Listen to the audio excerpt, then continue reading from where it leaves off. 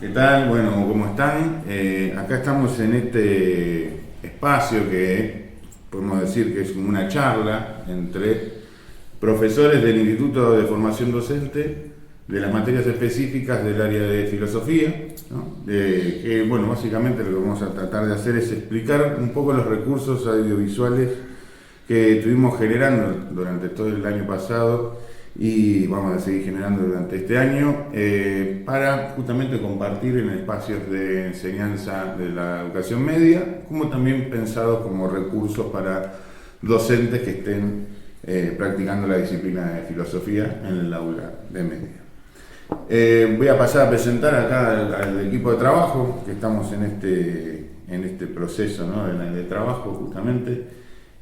A mi derecha, el señor Fernando Machín, licenciado en ¿cómo era su nomenclatura? No importa, no es cuestión de títulos tampoco. Es un estilista. Filósofo y estilista. Filósofo y estilista. Después tenemos al señor Simón Bedotti, también ahí licenciado en filosofía y profesor.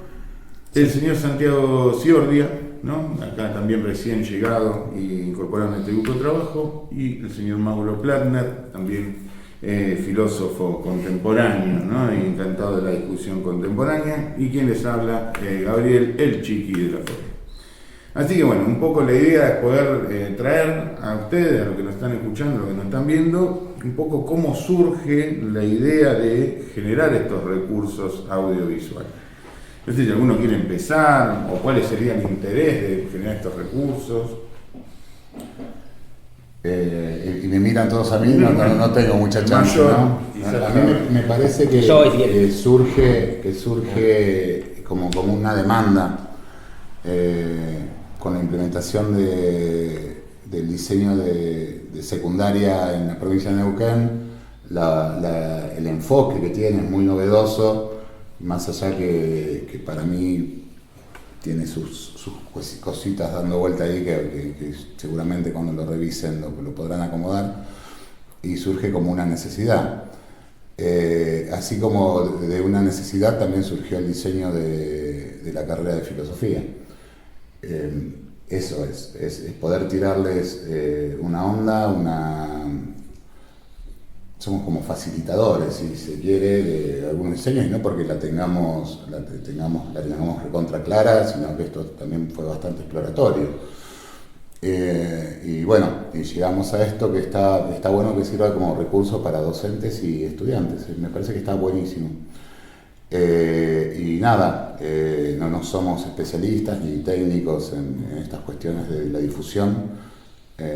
Pero bueno, estamos aprendiendo y vamos aprendiendo con cada video que va apareciendo.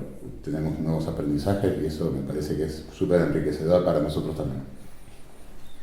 Sí, agregaría que el proyecto de producción de recursos didácticos a su vez se vincula con otros proyectos que desde el área de filosofía estamos implementando, como fue el año pasado y va a ser nuevamente este año la publicación de la revista, que les dejo el nombre a ustedes, y este año también un proceso que vamos a iniciar de análisis del diseño curricular para tratar de vincular los contenidos y las problemáticas que se proponen para nivel medio con las materias específicas que estamos dando en los 3 años que lleva el profesorado. Y también alguna aclaración respecto al proyecto de los videos, que en realidad nosotros, más allá de que las temáticas dentro del diseño curricular, digamos, son amplísimas, digamos, hay un montón de frentes, digamos, para cubrir dentro de la filosofía, que incluso ni siquiera así una especie de recorrido cronológico de la historia de la filosofía, sino que tiene como unos ejes problemáticos bastante intrincados, digamos, que los docentes de media están teniendo como sus problemas en aplicar. La idea de los videos en realidad es que funcionen como disparadores en algún punto, porque si uno va al contenido de los videos, nosotros tratamos de hacerlos como simplificados y siguiendo los ejes. En el caso del primer video, que más o menos lo que vamos a hablar ahora, es más como una introducción a la filosofía, digamos, tratando de buscar qué es la filosofía, pero en general el resto de los videos deberían seguir los ejes del diseño, solo que son como pequeñas introducciones a esos ejes, porque la verdad que son amplios, y por lo que nosotros mismos vemos, digamos, en la aplicación del diseño de media, es como bastante dispar, digamos, ¿no? Es dispareja, no es una cosa homogénea que en todos los colegios se elabora igual, entonces por ahí, digamos, estos videos sirven como disparadores, pero no pretenden profundizar en los temas específicos que están en el diseño. Bueno, quizás empezando ahí con esta cuestión del tema que nos convoca hoy, poder analizar y ver un poco de manera conjunta el video, el primer video, que justamente, ¿cómo se llama? ¿Qué es la filosofía? ¿No? Y quizás la pregunta que a mí me surge en esto es, ¿por qué empezar un ciclo de videos para enseñanza media de filosofía tratando de definir qué es la filosofía? ¿Se puede definir qué es la filosofía o entramos en un camino barroso y complicado? Hiciste como 5 preguntas. Bueno, voy por la primera. ¿Por qué empezamos definiendo o tratando de aproximarnos a este concepto de qué es la filosofía? A mí me parece que tiene que ver para saber de qué estamos hablando, porque si no sabemos al menos de qué estamos hablando, no podemos desarrollar nada. Lo que sí hay una gran disputa, incluso entre nosotros, con respecto a la definición de filosofía. Perdón, señora. Esta cuestión de si se puede definir o no se puede definir. Definir es poner límites etimológicamente, ¿no? Y aparte de poner límites, cuando nosotros decimos lo que una cosa es, no solo decimos lo que la cosa es, sino decimos que lo que la cosa no es. Y que es más lo que queda afuera que lo que queda adentro. En cualquier definición. Digo, con la filosofía se produce un fenómeno que es muy interesante, que es una problematización de su campo de estudio, de su objeto formal sobre todo. Y nosotros, digo, los 5 que formamos parte, somos una pequeña parte de los docentes del profesorado en filosofía, discrepamos en nuestras posiciones filosóficas y por ende discrepamos en nuestras definiciones de filosofía. Para mí no solo se puede definir, y repito y hago énfasis en el para mí, no solo se puede definir, sino que se debe definir, es necesario definirlo, porque si todo es filosofía, nada es filosofía. Y ahí empiezan las disputas acerca de si se puede o se debe, o cómo o qué quiere decir la filosofía. Son un montón de cuestiones que tienen que ver con un aspecto epistemológico en principio, pero después hay un aspecto gramatical, hay un aspecto de objeto material, de objeto formal, ahí es donde se dan los debates. Y está bueno que podamos convivir en la misma carrera, con los mismos lineamientos y sosteniendo posiciones diferentes. Eso es muy enriquecedor. Como para seguir ahí un poquito con lo que decía Fer también, digamos, ¿no? O sea, el video en sí, por ejemplo, cuando uno lo ve, muestra aproximaciones, digamos, a lo que es la filosofía. Porque es cierto, digamos, que se debe definir, porque en realidad quien ejerce, digamos, o quien se encarga de la enseñanza de la filosofía, normalmente debería tener en claro, o muy en claro, digamos, para uno mismo, digamos, una definición de filosofía, porque sí afecta a lo que después nosotros vamos a hacer con la filosofía en el aula, digamos.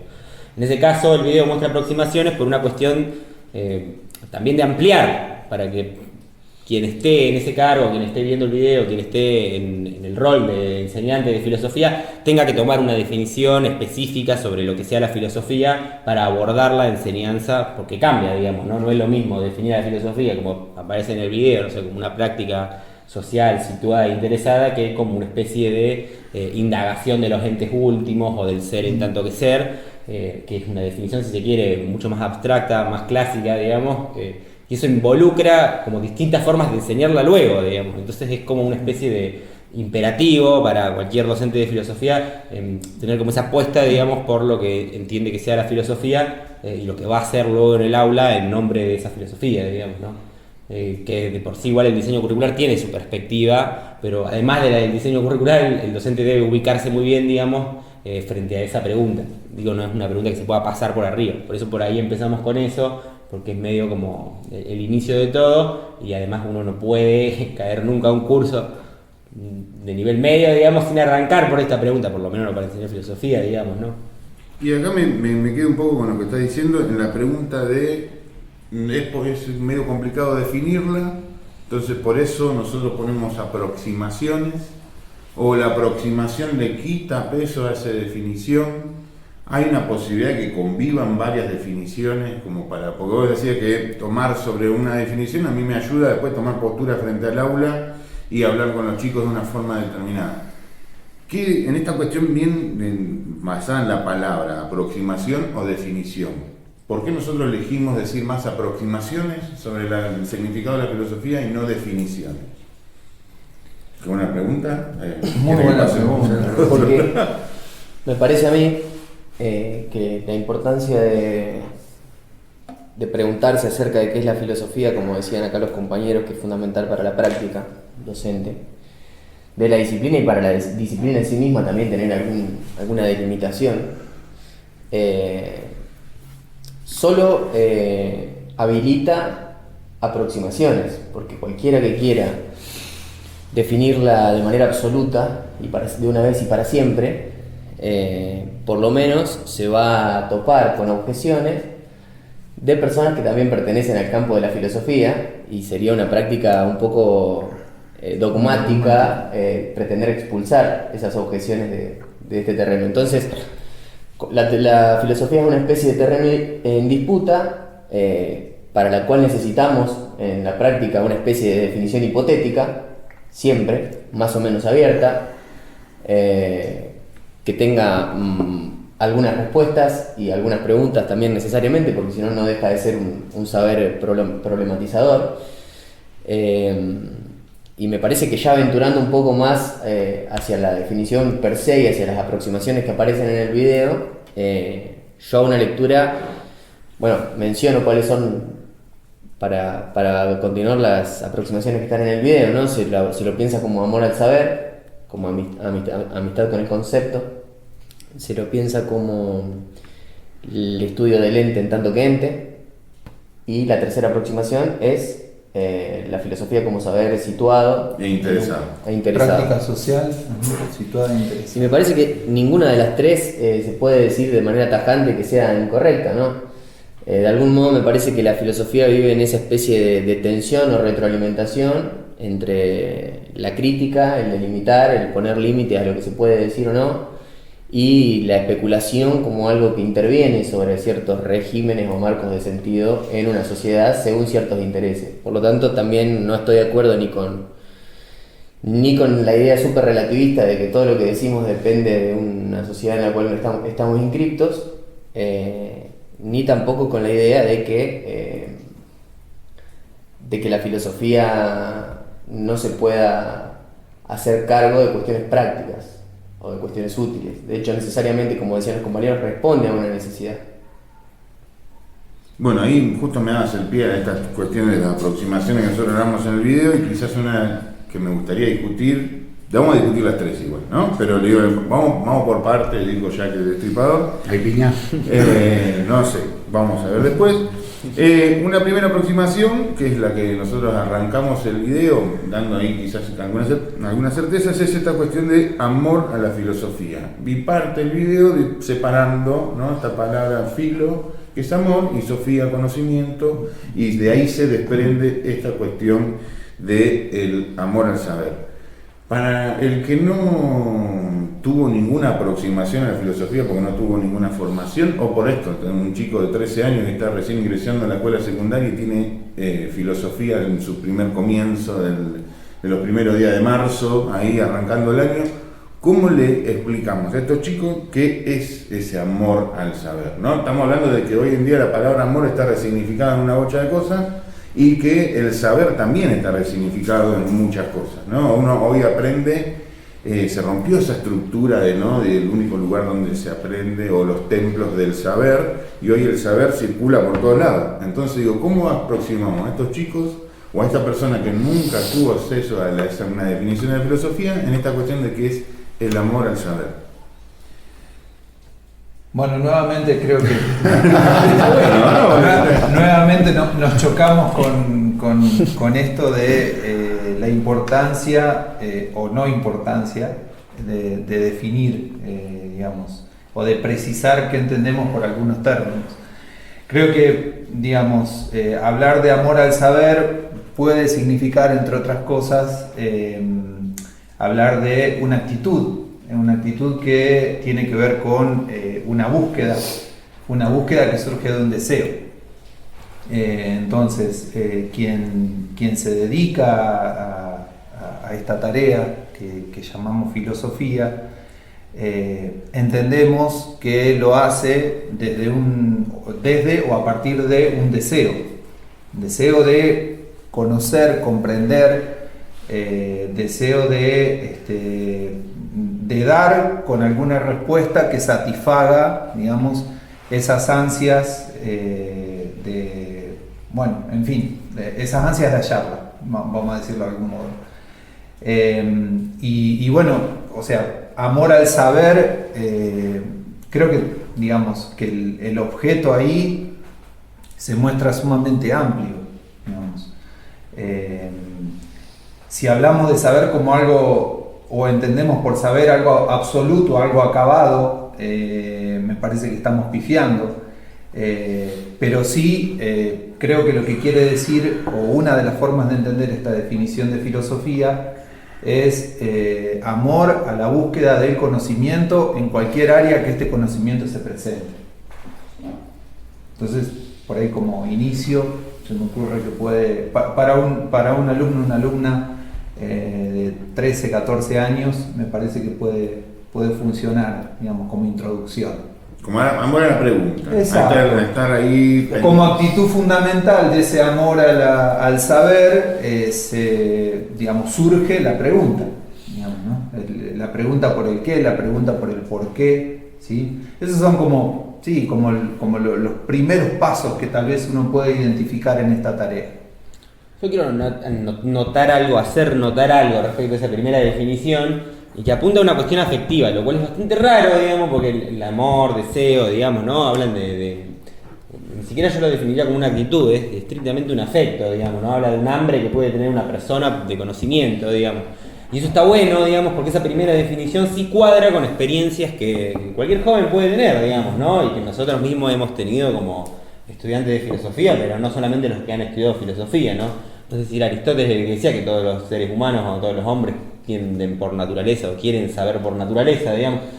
Medio exagerado, digamos, hablar de naturaleza en este caso, pero digo, es algo que pasa desde el plano afectivo. De hecho, nos pasó cuando hicimos el cursito de ingresantes, el último cursito de ingresantes acá, que una chica justamente había sido convocada a la carrera exactamente por eso, como que nos dijo un montón de veces que ella en realidad quería saber, digamos, ¿no? Como que siempre tenía desde hace mucho tiempo esa tendencia de saber. Yo creo que apunta a eso, lo cual es dentro de una escuela secundaria, no quiere decir que todos los chicos van a tener por naturaleza ese deseo y ese amor por la sabiduría, digamos, pero bueno, apunta a algo que es difícil de transmitir porque no se puede estrictamente explicar en este caso, ¿no?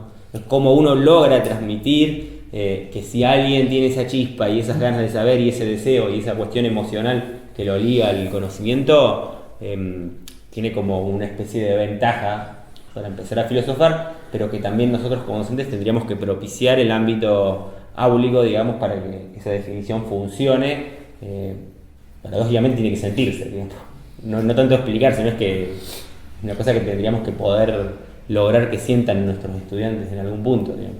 Que insistimos bastante, de hecho, acá en el profesorado insistimos bastante con eso. Y algo interesante sobre esa definición también que vos decís que refiere al afecto es que no aparece el objeto de la filosofía como si en la segunda aproximación, sino que simplemente habla de un afecto y de una especie de realización que consiste en el saber, pero no implica necesariamente un objeto en particular, y eso se puede asociar con ciertas líneas de pensamiento que hablan de la filosofía como un estudio, como una ciencia sin objeto, por decirlo de alguna manera, ciencia en un sentido tradicional, no en el sentido de la ciencia moderna. Y bueno, nada, sí, me parece que esa amplitud y la idea también que creo que Heidegger decía que ser humano es filosofar, te permite hacer notar en el aula, cuando llegás o cuando te encontrás con pibes y pibas, estudiantes, hacer notar que filosofía de algún modo se hace necesariamente, no sé si por naturaleza, porque la naturaleza, como bien decían, es un concepto muy complejo, pero que no paramos de hacerlo de alguna manera cotidianamente, y lo primero con lo que se choca la filosofía y con lo que se nutre también es el sentido común. Entonces es una manera de interpelar que me parece que está buena. Sí, a mí lo que me parece, ya que todos dirigieron la mirada hacia mí, esta definición etimológica de filé y sofía no deja, más allá del cuento, ¿no? Se le atribuye a Pitágoras y demás cuestiones, como adjetivo. Me encanta el cuento. El filósofo. Oye, sí. Pues contame el cuento. Contame el cuento porque si decía. Dicen los que saben que andaba Pitágoras por ahí en Samos tomándose unos mates en el ágora y alguien le gritó: vos Pitágoras, vos sí que sos un sofós, un sabio. Y se da vuelta cual Brad Pitt y le dice: no, yo apenas soy un filósofo, un buscador de la sabiduría. Pero ya en el 460 y algo antes de la era cristiana, ya hay una referencia en un libro de medicina del término filosofía como sustantivo, no como adjetivo. Una cosa es la filosofía, otra es el filósofo o la filósofa, primero. Pero a mí no me deja de parecer que la definición etimológica no es más que una tautología, estamos definiendo lo mismo, por lo tanto, pero puede ser un recurso didáctico, un recurso áulico muy bueno, y el cuento tiene el enganche, ¿no? Mirá, viene de ahí, qué sé yo. Bueno, la verdad que no sabemos bien de dónde viene la cuestión. No así la segunda aproximación, que sí aparece en Aristóteles y que me parece sí la más certera. Bueno, si le parece. La más rígida, termino. La más certera y la más rígida porque está estableciendo esto que le falta a la otra definición, que es precisamente el objeto de estudio. ¿De qué va a estudiar? ¿De qué se ocupa? Porque nosotros sabemos que la medicina estudia tal cosa, el derecho tal otra, la mecánica tal otra, entonces cada ciencia tiene su objeto propio. En el caso de la definición etimológica, como decía Santiago, no hay un objeto. Eso es lo que digo. Y en el segundo, en la segunda aproximación, aparece el segundo, sí aparece el objeto propio, al menos en la concepción de ciencia clásica, como decía Santiago. Entonces, cuando hablamos de objeto propio, estamos hablando de esta definición que dice Aristóteles, que dice el saber que se ocupa del ente, en tanto ente, y de las propiedades que como tal le son propias. O sea, estamos hablando de algo que para el resto de los... Ustedes son filósofos, yo soy profe de historia, o sea, para el resto de los normales la palabra ente es un quilombo de entenderla. Estaría buenísimo que ustedes nos expliquen qué es el ente. Rapidito. Para mí traducido en un sentido, sí, si lo tuviera que traducir sin ser un especialista a un lenguaje mucho más coloquial y menos técnico filosóficamente, yo diría que es tomar como objeto el conjunto de las cosas que existen, es decir, considerar las cosas del modo más abstracto que se puede. ¿Sí? O sea, si yo hablo del ente en tanto que ente, quiere decir que hablo del mate en tanto que ente, no en tanto que mate. Eso después en la historia de la filosofía va a ir cambiando, pero bueno, es como considerar el conjunto de las cosas que existen bajo una consideración así abstracta y con una aspiración al universal. No sé qué opinas, Mauro. Sí, habría como distintos niveles o grados de abstracción, un poco apuntamos a eso en algunas de las clases para poder explicarlo, aunque el especialista lo tengo acá enfrente, estamos en eso. Pero sí, habría niveles de abstracción o grados de abstracción en función de los cuales uno va observando a los distintos objetos, ¿sí? Entonces, ver a un ente en tanto ente sería el nivel máximo de abstracción, ¿sí? El tercero, si no recuerdo mal, ¿sí? De lo que plantea. O el primero. O el primero, sí, Aristóteles hace la clasificación al revés. Exacto. Sí. Parte de lo menos abstracto a lo más abstracto, ubicando en el tercer grado las ciencias naturales, en el segundo las ciencias matemáticas, en primer grado de abstracción, que es el más elevado de todos y más desprendido. Abstraer es separar, y más separado de las cosas materiales es esto que aparece como el ente en cuanto ente, las cosas en cuanto que son. No nos olvidemos, lo que están buscando eso es lo que se llama metafísica, que es la filosofía primera, así la llama Aristóteles, o ciencia teológica. Y cuando hablo de propiedades, ¿qué estamos hablando? ¿Y qué propiedades tienen los entes? Es tangible, tocable, ¿no? Porque usted está hablando de... Del mate. Está bien, pero está hablando de entes materiales. Sí, Puede ser no materiales. por ejemplo, Un concepto. un concepto, amor, hablábamos de amor, puede ser un ente, Puede ser un ente. tiene características particulares en tal impropiedades. Y ahí aparece lo que Aristóteles llama las categorías. Son las categorías del ente, ¿no? Entonces es el sujeto. O sea, el video nosotros lo podríamos usar, por ejemplo, para poder trabajar la segunda aproximación y meternos de lleno con Aristóteles y las categorías. Con Aristóteles y con cualquier otro pensador, porque con con 3 aproximaciones, así de ejemplo, podemos derivar por cualquier otro. Bueno, vamos a la tercera. A mí me parece, perdón, que en términos históricos esto se puede pensar la idea del amor a la sabiduría como el gesto, ¿estamos bien de tiempo? Nos están echando. Se puede pensar la idea del amor a la sabiduría como el gesto socrático de interrogar, ¿sí? Y de desmontar verdades, sí, a través de la pregunta irónica, de la pregunta de esa dialógica, mal traducida dialéctica, como dice un pensador local. Es un chiste Y pensar Soy yo.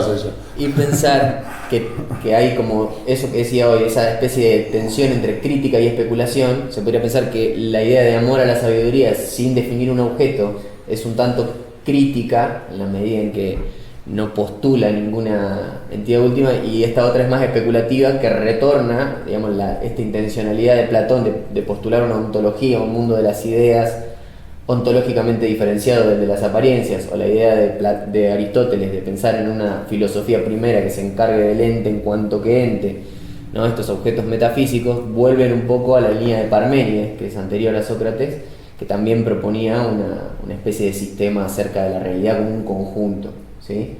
No te entendí nada, igual básicamente, pero me parece interesante como para poder darle un poco de trasfondo a esto.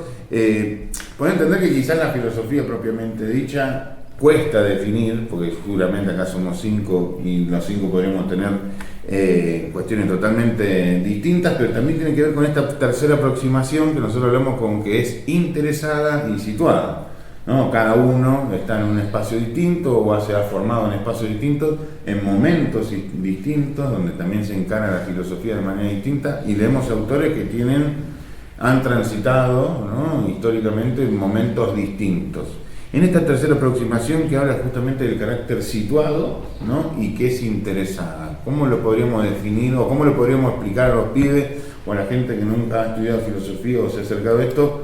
¿Qué significa esta aproximación de definición a la filosofía? Esta aproximación es, en realidad entiendo yo que es prácticamente la última que surge, o más o menos la última que surge. En realidad la filosofía normalmente, digo, la historia muy para atrás, en el clásico, incluso en el medieval, se pensó como una cosa medianamente universal, no medianamente, completamente universal, digamos. Y en realidad estas visiones que ya parecen más críticas y más contemporáneas apuntan a ver en cada momento, digamos, los conceptos que han trabajado, definido la filosofía, surgen en momentos históricos específicos que están relacionados con ese contexto, digamos, ¿no? Qué sé yo, no sé, los conceptos de ciencia, los conceptos de razón que uno toma en la modernidad están intrínsecamente relacionados al desarrollo de la ciencia moderna, que es más o menos la ciencia como la vemos hoy. Lo mismo que si uno agarrase, no sé, yo recuerdo un textito de Marx que habla sobre Platón y agarra y dice, bueno, todo el sistema de las ideas de Platón en realidad es una copia más teóricamente fundamentada del sistema económico de los egipcios, dice. Que parece una locura, digamos, pero bueno, dentro de eso es como nada, ni siquiera la teoría de Platón es una cosa que, por más que pretenda abstracción, la logre, sino que está como relacionada con un contexto histórico específico a partir del cual surge y se desarrolla, ¿bien? Y la filosofía como práctica situada e interesada, en realidad como responde a los intereses de una sociedad en determinado tiempo que debe desarrollar su pensamiento como para funcionar, digamos, ordenadamente, digamos. Bueno, sí, perdón, no sé. Yo tenía un profesor que decía, la cabeza piensa lo que los pies pisan, ¿no? Entonces, bueno, nada, ahí me parece que esto da para más. Yo creo que da para más. Vamos a seguir ahondando un poco sobre estos temas, me parece muy interesante la charla. Lo que sí me gustaría despedirme de ustedes y de la gente que nos está escuchando y nos está viendo, con una pregunta, así, no se explayen, así 2 horas, un ratito, traten de... Porque me parece interesante de que en este espacio yo lo poco que aprendí de la filosofía, compartiendo con ustedes, y me llevo un montón de que la filosofía no se hace solo, ¿no? Entonces, para mí una pequeña así invitación al otro a filosofar, ¿no? Entonces, ¿qué es filosofar y por qué invitarían al otro a este ejercicio que está bueno, ¿no? Así que no sé quién quiere empezar. Mauro, vos que estás ahí.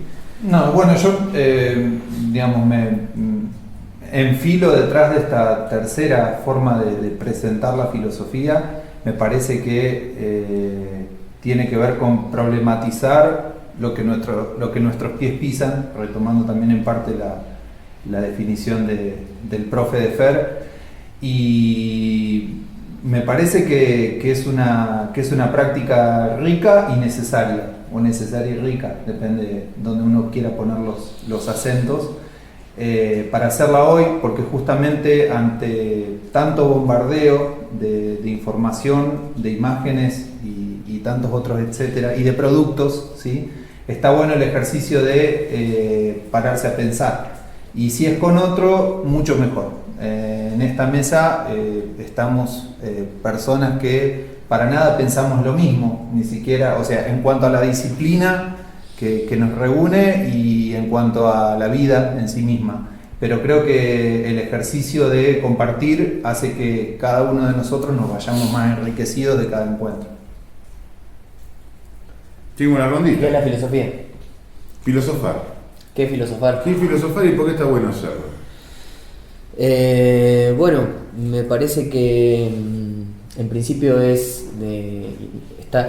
hay un goce, hay un deseo que se activa todo el tiempo de intercambiar, por eso se da en el diálogo, por eso siempre se hace con otros, construye comunidad, es indispensable para el tejido social tener al menos algún cuestionamiento de lo establecido, algo que permita ahí donde nos duele algo en común, charlarlo y buscar nuevas preguntas y respuestas a lo que otros saberes por ahí no lo tienen, no tienen respuesta.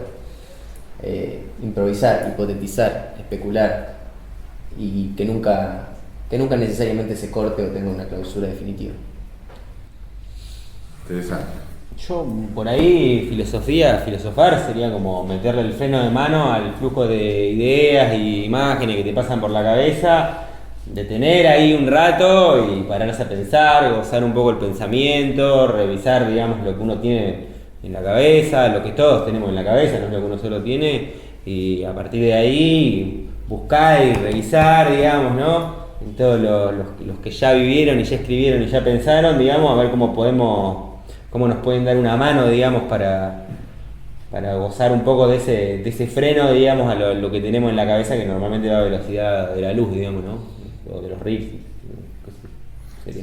Sí, más allá de esto que decía Mauro con respecto a que no estamos todos de acuerdo, me parece que en esto sí, que todos coincidimos en que la filosofía, digo, así nos vayamos a lo más clásico, si tomamos un criterio de verdad como absoluto y por definición la verdad es difusiva. Entonces a partir del diálogo uno va intercambiando y teniendo en cuenta que no somos poseedores de la verdad, sino seríamos sabios, no seríamos filósofos, no seríamos buscadores de... y ahí en el diálogo es donde aparece la filosofía. ¿Dónde está la filosofía? En la pregunta, en la respuesta. Para mí está en el diálogo y de preguntas y respuestas todo el tiempo, pero no con una respuesta definitiva, sino con un feedback constante que hace que nosotros nos replanteemos lo que damos como certero. Y no siempre pasa si lo hacemos en soledad. Es más, Aristóteles toma como una de las... habla del son politikon, ¿no? Del animal político, el animal que vive en sociedad, que ahí es donde se hace la filosofía, no se hace dentro de una ermita o dentro de una olla Essen. es eso, me parece que el compartir hace que la filosofía sea tan rica y que nos permite estar enamorándonos todo el tiempo de eso a lo que nunca llegamos. Medio traumatizado estaba el tipo, ¿no? Con esta cuestión, pero digo, más allá de eso está bueno siempre compartir, porque si no, no hay filosofía. Bueno, entonces es una invitación no solamente a nosotros a seguir compartiendo, sino a la gente que está del otro lado, nos quiere ver y nos quiere escuchar, de que justamente comparta con nosotros mientras va ahí lavando los platos, haciendo alguna tarea que puede escuchar en este podcast o mirarnos por algún videito, y invitarlos a hacer esto que está buenísimo, que es filosofar y poner a charlar un poco sobre qué es la filosofía, qué es el ente, por qué está situado y próximas conversaciones que tengamos en los próximos encuentros. Así que muchas gracias por estar ahí y nos vemos en el próximo video.